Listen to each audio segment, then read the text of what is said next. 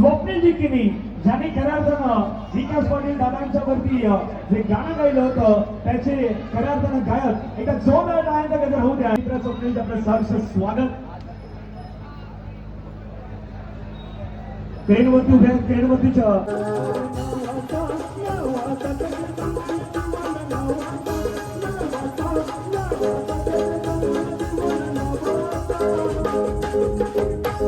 समाज